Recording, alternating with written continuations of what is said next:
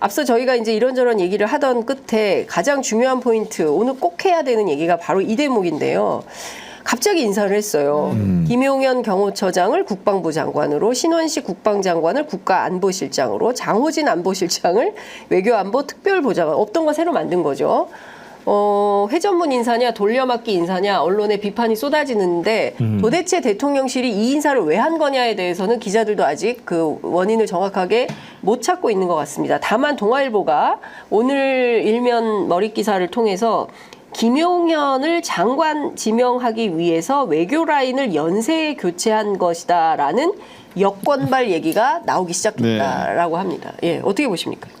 아니 그러니까 이게 그렇죠. 그 신원식 국방부 장관을 국가안보실장에 임명을 했고 네. 후임 국방부 장관에는 김용현 경호처장을 임명하는 한 클릭 이동을 발표한 건데 네. 일단은 예상하지 못했던 시점에 있던 인사라는 점에서 깜짝 인사라는 점 분명하고요. 네. 일단은 경호처장이 국방부 장관으로 직행한 것이 이번이 처음입니다. 그런 의미에서 되게 의미가 좀 있는 것이고 네. 그리고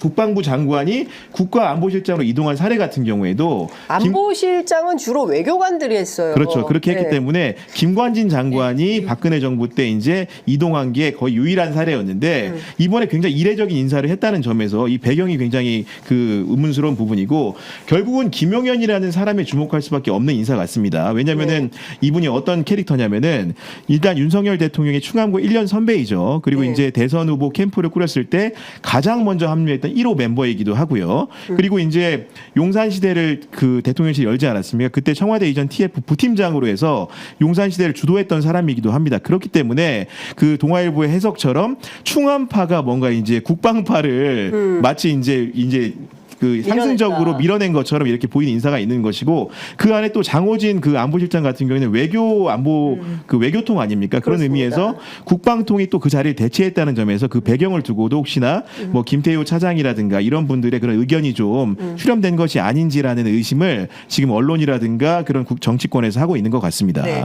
그 한겨레 신문의 권혁철 기자, 국방부 올해 출입한 기자인데요. 군 장성 보직 쓸어 담는 김용현 충암파. 윤석열 친위 체제 구축했다. 신원식 국방파에 완승했다라는 평가가 나온다라는 이제 보도를 하고 있습니다.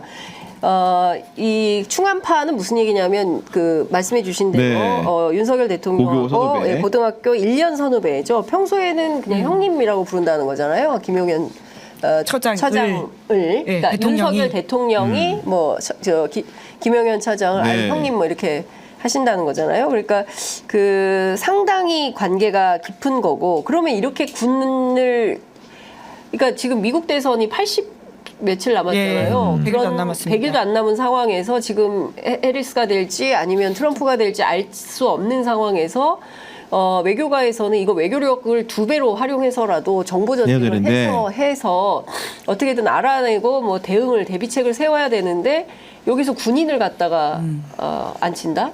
이거 어떻게 봐야 돼요? 네, 굉장히 좀 그러니까 군 출신이 안보실장 하는 것도 사실 잘 없는 일이라고 아까 말씀해 주셨잖아요. 김관진 안보실장 이후에 없었던 상황인데 이것을 봐야 되는 상황, 이 포인트가 하나라고 보고요. 그리고 지금 말씀처럼 이제 안보실장의 자리라고 하는 게 단순히 지금 국방 안보 이런 이슈만이 아니라 외교 사안이 우리 안보와 직결되어 있기 때문에 굉장히 중요한데 뜬금없다라는 차원에서는 다들 이해를 못하고 있습니다. 그러다 보니까 조중동조차도 오늘 일제히 모두 사설을 똑같이 썼는데요. 이해 안 된다라고 하는 것이거든요. 오히려 그 소위 말하는 진보 언론에서 안 나오는 사설이 똑같은 날 똑같이 이렇게 나왔다는 것도 굉장히 좀 인상적이었는데 조선일보 사설 제목이 시기와 내용 모두 의문점 이런 인사 왜 되풀이 되나라고 하면서 마지막 문장이 이게 되풀이가 되면 정상이 아니다. 뭐 이런 식의 말까지 정상이 썼습니다. 아니다라고 썼죠. 네, 그리고 중앙일보는 2년 3개월 만에 4번째인 국가안보실장 인사, 동아일보는 4번째 안보실장, 3번째 국방장관, 아리송한 돌려막기 인사라고 하는 것인데, 그러니까 사실 그 건보에 가까이 가 있는 취재를 할 수 있는 분들조차 이해가 안 된다라고 하는 것은 굉장히 이례적이고 무엇보다도 경호처장이 굉장히 중요한 자리인데 아직도 후임자를 찾지 못한 상태에서 인사를 후다닥 했거든요. 이제 그러다 보니까 지금 공사잖아요. 그러니까 도통 심지어는 신원식 지금 안보실장 같은 경우는 국방장관을 겸직으로 하고 있습니다. 네네. 왜냐하면 지금 아직 청문회가 안 열렸기 때문인데요. 네. 이 정도로 급하게 해야 될 사안이라고 하는 게 뭐냐라고 하는 것이 좀 해소가 안 되는 좀 꺼림칙한 부분들이 꽤 있는 것이죠. 그렇군요. 박선원 더불어민주당 의원이 지난 8일 국회 국방위 전체회의에서 이런 얘기를 했다는 겁니다. 정보사령부 비공개 요원 명단 유출, 그 블랙 요원 명단 유출, 이게 굉장히 큰, 그럼요. 사실상 정보 파산 사태다, 막 이렇게 비판하기도 하는데, 하극상 사건, 그거는 이제 뭐냐면, 서로 고소고발전이. 그렇죠. 네.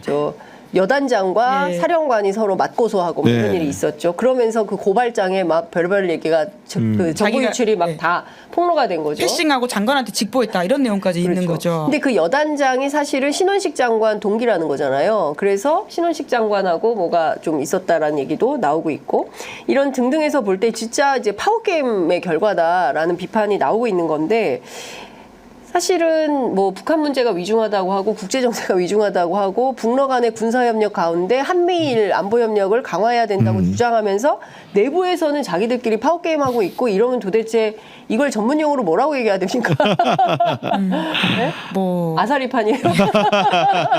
먼 싸움이긴 하죠. 예, 예. 진짜 이런 방식으로 하는 게 맞냐? 그러니까 저는 보수 정부잖아요. 그러면 그 어떤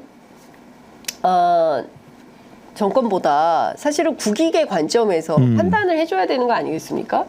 근데 제가 보기에는 별로 그런 데 관심이 없어 보여요. 그러니까 오히려 오물풍선 그리고는 그 북한 무인기 이런데 용산이 뚫려서 난리가 난 바가 있지 않습니까? 그렇습니다. 이런 안보 위기를 겪었을 때는 네. 특별하게 인사가 없더니 이렇게 갑작스럽게 대통령이 휴가를 갔다가 와서 사실은 내가 원래부터 좀 고민을 하고 네. 있던 건데 지금 하는 거다라는 식의 말을 하니까 좀 맥락이 안 맞는 부분들이 있는 것이죠. 이 인사는 무엇이냐? 결국은 특정인을 위한 인사가 아니냐? 뭐 이런 식의 동아일보 기사까지 나오고 있는 것이고요. 그러니까 키워드라고 본다면 아까 구교영 기자도 지적을 해주셨지만 김용현과 김태효라는 두 사람을 두고 계속 이 인사를 볼 수밖에 없다. 왜냐하면 아주 오랫동안 대통령에게 가까이 있었고 또 힘을 실어준다. 그러니까 대통령이 굉장히 예뻐한다라고 알려져 있는 파워맨들이거든요. 그러다 보니 이 둘을 굉장히 상수로 보고 나머지 변수들이 있는 게 아니냐라는 이야기 나오는 거죠. 그럼 그게 과연 국가 안보에 도움이 되느냐? 그러니까요. 그러니까 지금 핵심은 어찌됐든 10월에 있을 그 하반기 장군 인사에서 어느 라인이 이제 쫙 그 포진을 네. 하게 되느냐가 이제 관전 포인트인데, 사실상 이제 김용현 차장이 그 조선일보 보도에 따르면 국방장관을 굉장히 하고 싶어 했다는 거였고, 그렇기 때문에 신원식 장관 임기가 뭐 10개월밖에 안 됐지만 이 교체에 대해서 여건이 부담은 있겠지만 그래도 고고싱한 거다. 네. 이런 얘기들이 보도가 되고 있는 겁니다. 신원식 장관이 안보실장을 원했다라는 얘기도 있다고 하는데 원했을까요? 안보실은 사실상 김태효 체제로 운영되고 있는 거 아니겠습니까? 뭐 근데 맥락상 승진이긴 할 텐데요. 그러니까 하지만 이 정도는 이제 좌천성 승진이 많아요.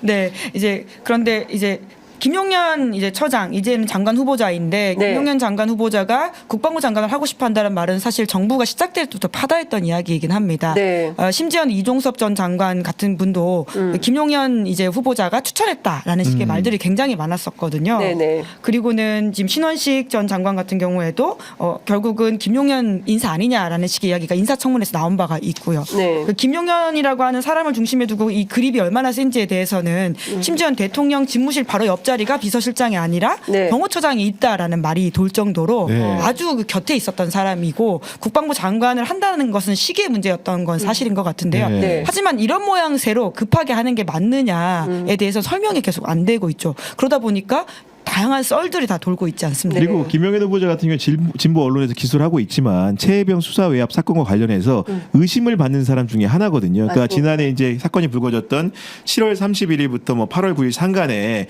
뭐 이종석 장관과도 통화도 하고 임기훈 국방비서관과 통화했기 때문에 이런 부분들이 결국은 수사 외압 사건에서 어떤 역할을 했는지 네. 궁금한 상황이고, 그리고 이제 임성근 전 해병대 1사단장의 구명 로비에 관련된 여러 가지 정황 증거들 속에서도 본인의 이름이 등장이 하기도 필요하잖아요. 그렇기 때문에 이런 부분들을 본다면은 최혜병 사건에서 의심을 받고 있는 인사를 국방부 장관에 사왔다는 셈이 되는 것인데 네. 그런 것들이 결국 윤석열 대통령에 대한 여러 가지 조사가 이루어지려고 하는 시점에서 이런 인사를 했다는 것 또한 뭔가 좀 방패막이로 삼으려고 하는 것 아니냐라는 의심도 일부는 언론에서 하고 있는 것 같습니다. 네. 네.